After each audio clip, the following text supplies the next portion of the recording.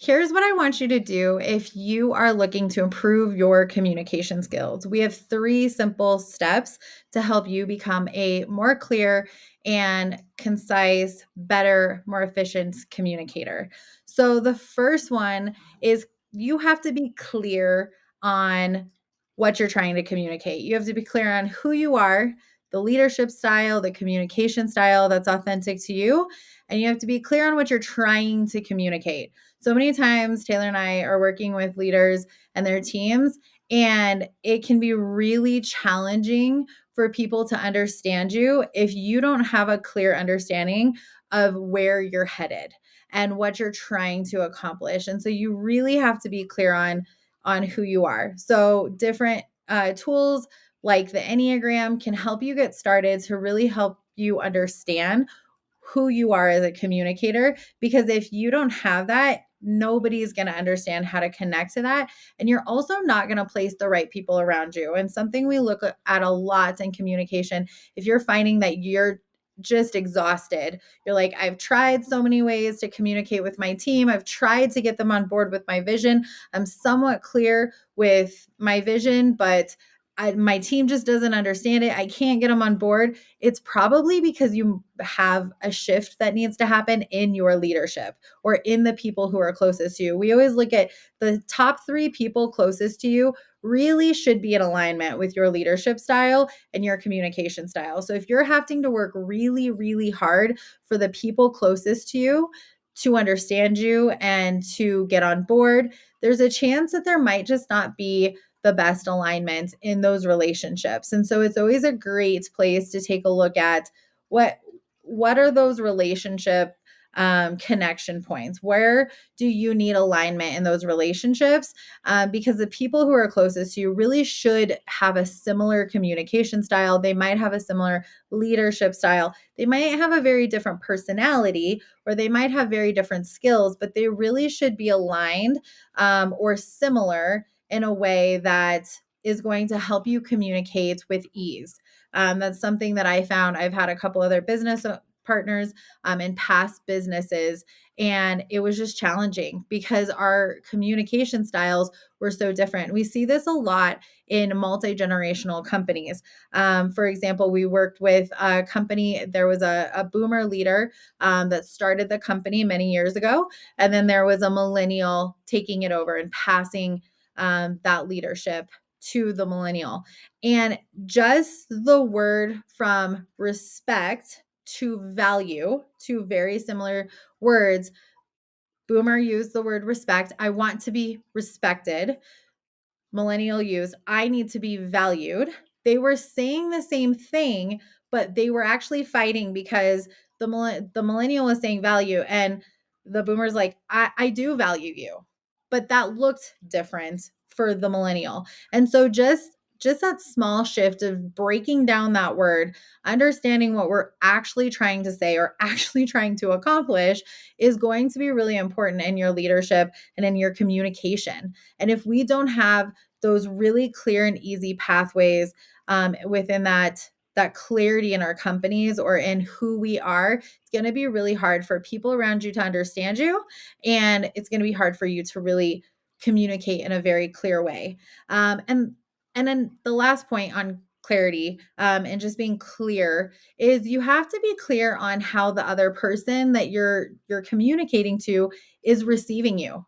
Are they actually receiving you in the way that you're communicating? Or is there an upgrade in how you're communicating? Because the goal to communication is that the other party is understanding you. So it's a really great idea to look at those components and think about, are you communicating clearly to where that other person can understand you? Are you communicating in a way, are you using their words versus yours? So if their word is value versus respect, is there an opportunity to actually insert their language over yours so that you can be more easily understood and that connection, that message lands? And then there's understanding on both ways, even though it might not be totally your language. That's something that works really well as, we look at teachers and different roles, maybe with younger population or the younger generations. It can be really helpful if we actually step into a place and we're communicating from maybe a little bit more of their style. Now, that's not to say you have to look and sound like them, but in close communication, it can be very valuable to really consider those pieces of, is it going to be clear to the person you're communicating to? So Taylor has a couple other points. So Taylor, what do you got for us? Yeah, so the next place to look is your communication style and are your communication strategies in alignment with your goals? And I'll give you a very specific example that we see all the time is that we come in and we work with a leader or a leadership team, and they're saying, we just want our team to, we want them to be go-getters. We want them to come to us with solutions, not problems. We want them to take ownership over this role and this project and this part of our business. And they're frustrated because that's just not happening, right? The team is coming to the leader or the leadership, and they're coming with what seems like more problems than solutions. The way that that's addressed in communication and what I want to impart to you is that there's an opportunity to actually check to see if how you're communicating is in alignment with that goal. So the example that I'm using, what that would look like is, are you communicating in a way that actually creates that autonomy in your company? Are you communicating with your team such that they feel like they have that space? They understand what it looks like to clearly define success and failure through the lens of your company? Are you communicating in a way where it's clear what's going to happen when they come to you with ideas that maybe aren't in alignment? Are you communicating in a way where they understand what it looks like and feels like to have safety and trust in that space so that they can try new things, they can experiment, they can come to you with ideas? And this is where we see a breakdown, is that we say that we want this one thing, and then what we're communicating is that we're really acting like a manager, right? We're delegating tasks, we're telling them to go do this thing that is very linear, right? There's not a lot of opportunity for growth and autonomy and to pivot and to play around with ideas. And so there's often a disconnect in our communication style. And that can be within your team as well, even if you're not in a leadership position. How are you communicating with your team, right? What are the outcomes that you want? And are you communicating in alignment with your goals? So often the frustration lies at this very kind of simple plane, which is, I'm frustrated because I'm not getting to X goal. And what I'm actually saying is totally divergent and creating a totally different environment than the goal that I want to achieve. So check to see if your communication is in alignment with your goals. The next place, the third simple upgrade to improve your communication, is to ask for feedback, right? So we think about communication, or so often communication takes this very linear form where we put something out, we're communicating with people, someone in front of us, or via email or phone call or whatever, and it only goes out. We're not asking for how that's received. We're not looking for how that comes back to us. And so I want to encourage you to ask for feedback when you feel like things aren't going well. Know when your communication style is stopping you and ask for input. Right? Hey, how does this sound to you? Is this landing? How did you interpret this task or this project or this vision and mission, this overarching aspect of the company? Don't be afraid to ask for input. It's just like anything else. You don't know, or the only way to get better is to tweak it, right? Communication is a learned skill, and specifically communication with lots of different people. So communication also isn't the same to every different person or every individual person or people within our organizations.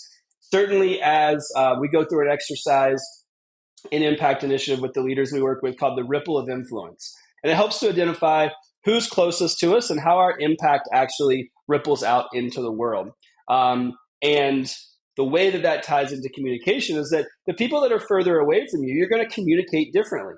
The language that you use is going to land differently with those people that are tertiary in your orbit versus the people that you work with on a daily basis. We call them your top three. And so it's okay to adapt your communication strategy and your style. In fact, I would say that it's ideal to adjust that. And the way to do that is to ask for feedback. It'd be like any other project in your organization, any other thing that you're trying to build. You would want input so that you can get it right. You're not going to build a new project or product for your company and just go with the first pass, right? You're going to ask for feedback. You're going to want to refine it. You're going to want to put the best thing out into the world. Same thing with communication. So don't be afraid to ask for feedback when it feels like it's not landing. Understand how your communication connects with other people. So, quick recap, top three simple things that you can do to upgrade your communication style. You're going to look for clarity, right? Get really clear on who you are, what you want, and how your communication represents that in the world and in the work that you're doing. Get aligned with your goals. Make sure that how you're communicating is actually eliciting the response that you want and the goals that you want to achieve. And lastly, ask for feedback. Again, don't be afraid to ask for input. How does that sound? How did you receive that? What did that feel like on your end? Am I creating the space in my communication style to get us to the end goal collectively so that we can arrive at a place where everyone feels comfortable, confident, cohesive? So those are three things that you can implement today to start to turn things around, to start to move the needle on some of those frustrating places that we so often get hung up with when it comes to communication. If you need any more guidance, be sure to click the button on our website, book a free consult. We'd love to connect with you and help you walk away with some actionable guidance on how you can communicate more effectively, more efficiently to accomplish your goals.